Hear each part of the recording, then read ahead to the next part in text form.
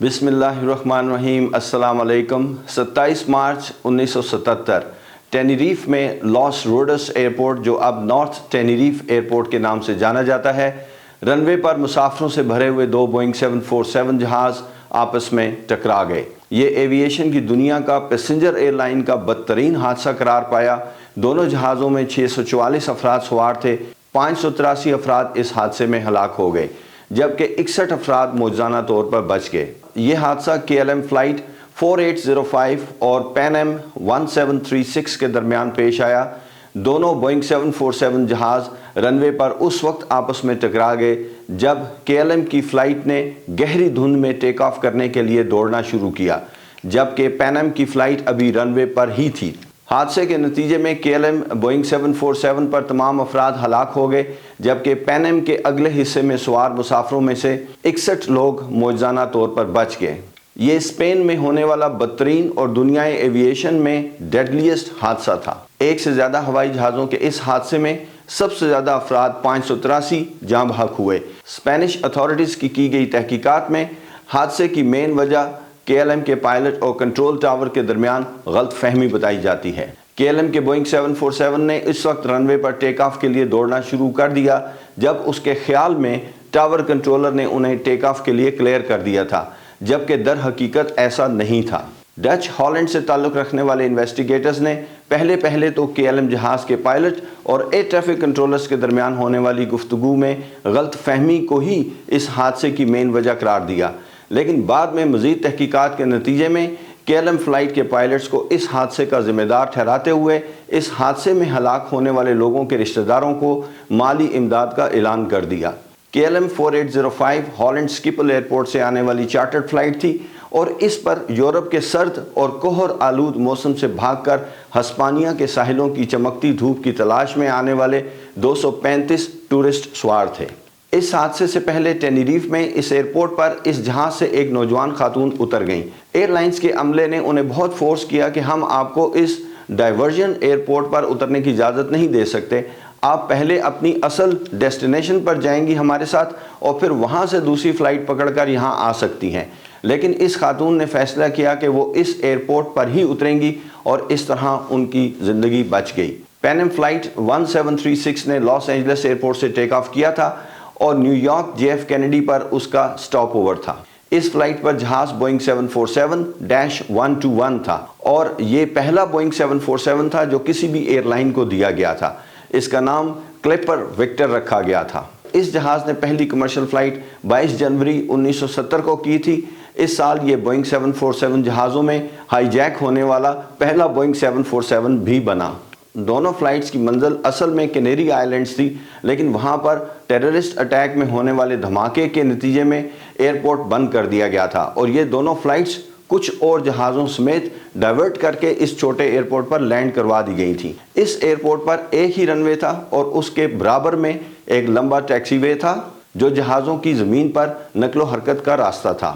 Diversion کے نتیجے میں اس ایئرپورٹ پر موجود جہازوں کی پارکنگ سٹینڈز فل ہو گئے اور مزید جہاز ٹیکسی وے پر پارک کر دیے گئے۔ اب جہازوں کی آمد و رفت ٹیکسی کے لیے رن وے کے برابر میں یہ ٹیکسی وے راستہ بند ہو چکا تھا اور جہازوں کو ڈپارچر کے لیے رن وے کے اوپر ہی بیک ٹیکسی یعنی بیک ٹریک کرنا پڑتا تھا تاکہ ڈپارچر کی پوزیشن لے سکیں۔ کینیری آئیلینڈ ایئرپورٹ بند ہونے پر جب فلائٹس کو ڈائیورٹ کروایا جا رہا تھا تو پین ایم کے کیپٹن نے انسسٹ کیا کہ وہ اسی ایئرپورٹ کے اوپر ہولڈ کرنا چاہتے ہیں جب تک انہیں اس ایئرپورٹ پر لینڈ کرنے کی اجازت نہیں مل جاتی، کیونکہ ان کے پاس 2 گھنٹے تک ہولڈنگ میں رہنے کے لیے فالتو ایندھن موجود ہے۔ لیکن ایئرپورٹ اتھارٹیز نے اسے یہ اجازت نہ دی اور اس فلائٹ کو بھی ڈائیورٹ کرنا پڑا۔ جب کینیری آئیلینڈ ایئرپورٹ کو فلائٹس آپریشنز کے لیے دوبارہ کھولا گیا تو پین ایم فلائٹ نے پہلے ڈپارچر ریکویسٹ کیا، لیکن راستے میں ٹیکسی وے پر اس کے آگے KLM کا بوئنگ 747 اور اس کی ریفیولنگ کرنے والا فیول ٹرک کھڑا تھا۔ کافی انتظار کے بعد جب KLM کی فلائٹ ڈپارچر کے لیے تیار ہوئی تو اسے پہلے ڈپارچر کے لیے رن وے پر بیک ٹیکسی یعنی بیک ٹریک کے لیے کلیئر کر دیا گیا، کیونکہ سیکوینس میں وہ آگے ہی تھا۔ اب یہ جہاز رن وے کے ایک اینڈ سے داخل ہو کر بیک ٹریک کرتا ہوا دوسرے اینڈ کی طرف چلنا شروع ہو گیا۔ اسی دوران ٹاور نے پین ایم کو بھی ٹیکسی کے لیے رن وے پر کلیئر کر دیا۔ اس نے یہ پلان کیا تھا کہ پین ایم کو رن وے پر ٹیکسی کرتے ہوئے الٹے ہاتھ پر آنے والے تیسرے ایگزٹ یعنی رن وے سے باہر نکلنے کے تیسرے راستے ٹیکسی وے سے باہر نکال لے گا اور پھر ٹیکسی وے پہ سے ہوتے ہوئے، اور اس دوران جب پین ایم رن وے سے کلیئر ہو جاتا تو وہ کے ایل ایم کی فلائٹ کا ڈپارچر کروائے گا۔ یہی ہدایات اس نے پین ایم کی فلائٹ کو دے دی۔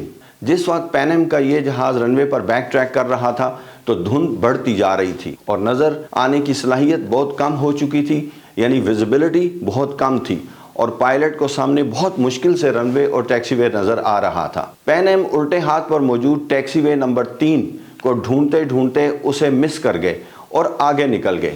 اب اگر وہ رن وے سے نکلنا بھی چاہتے تو انہیں آگے آنے والا ٹیکسی وے نمبر 4 استعمال کرنا تھا، C4 استعمال کرنا تھا۔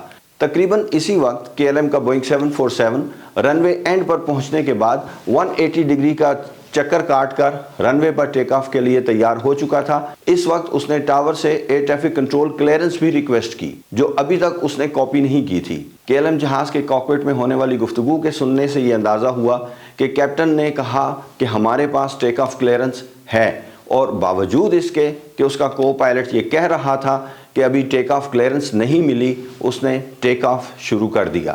رن وے پر ٹیک آف کے لیے تیزی سے دوڑتے ہوئے کے ایل ایم کے پائلٹس کو جب رن وے پر مخالف سمت سے آنے والا پین ایم کا بوئنگ 747 نظر آیا تو بہت دیر ہو چکی تھی۔ پھر بھی آخری کوشش کے طور پر کے ایل ایم پائلٹس نے وقت سے پہلے ہی ٹیک آف کرنے کی کوشش کی تاکہ وہ سامنے آنے والے بوئنگ 747 کے اوپر سے کلیئر کر جائیں۔ ارلی ٹیک آف کے لیے روٹیٹ کیا، جس کے نتیجے میں اس جہاز کی ٹیل رن وے سے بہت دیر تک رگڑ کھاتی رہی، جس کے نشانات رن وے پر موجود تھے۔ کے ایل ایم کا جہاز ہوا میں بلند ہونا شروع ہوا، لیکن صرف نوز ویل ہی سامنے والے جہاز سے کلیئر ہوا۔ بدقسمتی سے جہاز کے نیچے والا حصہ اور انجنز سامنے سے آنے والے جہاز کے اوپر کے حصے سے ٹکرا گئے۔ پین ایم فلائٹ کے کیپٹن نے جب سامنے سے کے ایل ایم کے جہاز کو اپنی طرف آتے دیکھا تو اس نے اپنے جہاز کو فل پاور پر الٹے ہاتھ گھاس کی طرف موڑنے کی کوشش کی۔ اس کوشش کے نتیجے میں پین ایم کا بوئنگ 747 جہاز کا اگلا حصہ امپیکٹ سے محفوظ رہا اور سامنے کے حصے کے لوور ڈیک میں موجود 61 مسافر پائلٹس سمیت اس حادثے میں محفوظ رہے۔ کے ایل ایم فلائٹ کا بوئنگ 747 پین ایم کے جہاز سے ٹکرانے کے بعد ہوا میں تھوڑی دیر کے لیے بلند ہوا، لیکن جلد ہی اپنے انجنز کے تباہ ہونے کی وجہ سے سٹال کر گیا اور رن وے پر گر گیا۔ ایندھن سے بھرے ہوئے اس جہاز میں آگ لگ گئی جو کئی گھنٹے تک نہیں بجھائی جا سکی۔ انفارچونیٹلی اس جہاز پر موجود تمام مسافر اور عملے کے ارکان ہلاک ہو گئے۔ اس حادثے نے ایویشن کی دنیا پر گہرے اثرات چھوڑے، خاص کر پائلٹس اور ایئر ٹریفک کنٹرول کے درمیان ہونے والی گفتگو میں سٹینڈرڈ ریڈیو ٹیلی فونی، یعنی پائلٹ اور ایئر ٹریفک کنٹرول کے درمیان گفتگو کے سٹینڈرڈ طریقہ کار پر عمل کرنا لازمی قرار دے دیا گیا۔ اس کے علاوہ کاکپٹ میں CRM کرو ریسورس مینجمنٹ بھی متعارف کرائی گئی، جس میں دونوں پائلٹس کی ان پٹ کو اہمیت ملی، نہ کہ صرف کیپٹن، جو کہ اب تک آل ان آل سمجھا جاتا تھا۔ اگر کے ایل ایم کا کیپٹن اپنے فرسٹ آفیسر کی بات سن لیتا تو یہ حادثہ شاید نہ ہوتا۔ میں نے بھی سروس کے دوران کئی مواقع پر دوسرے ایئرپورٹ سے آنے والی ڈائیورژن فلائٹس کو ہینڈل کیا ہے، خاص کر ایک موقع پر دہلی پالم ایئرپورٹ دھند کی وجہ سے بند ہو گیا تو بہت زیادہ فلائٹس لاہور ڈائیورٹ کر کے آ گئیں۔ لاہور پر تمام پارکنگ سٹینڈز فل ہو جانے کے بعد ہم نے بھی ٹیکسی وے پر جہاز کھڑے کیے تھے۔ میں نے ایز انسٹرکٹر ریڈار پر اور ایئر ٹریفک کنٹرول یونٹس میں لائیو ٹریفک کے دوران ٹریننگ کروائی ہے۔ میں نے ہمیشہ سب سے زیادہ زور سٹینڈرڈ ریڈیو ٹیلی فونی، یعنی پائلٹ سے گفتگو کے سٹینڈرڈ طریقہ کار کو فالو کرنے پر دیا، کیونکہ کسی بھی کنفیوژن سے بچنے کا یہی ایک واحد طریقہ ہے۔ 1978 میں اس آئلینڈ پر دوسرا ایئرپورٹ بھی جہازوں کے لیے کھول دیا گیا اور اس کا نام ٹینیریف ساؤتھ ایئرپورٹ رکھا گیا، اور پہلے والے ایئرپورٹ کا نام بدل کر نارتھ ٹینیریف ایئرپورٹ رکھ دیا گیا۔ اسپینش گورنمنٹ نے حادثے کے بعد ٹینیریف نارتھ ایئرپورٹ پر گراؤنڈ ریڈار بھی نصب کیا۔ امید ہے آج کی ویڈیو نے اس حادثے کی اصل وجوہات اور اس سے سیکھے گئے لیسنز کے بارے میں آپ کی معلومات میں اضافہ کیا ہوگا۔ اللہ تعالیٰ آپ کو اپنی حفظ و امان میں رکھے، آپ کا سفر بخیر ہو۔ نیکسٹ ویڈیو تک کے لیے اجازت چاہتا ہوں۔ اللہ حافظ۔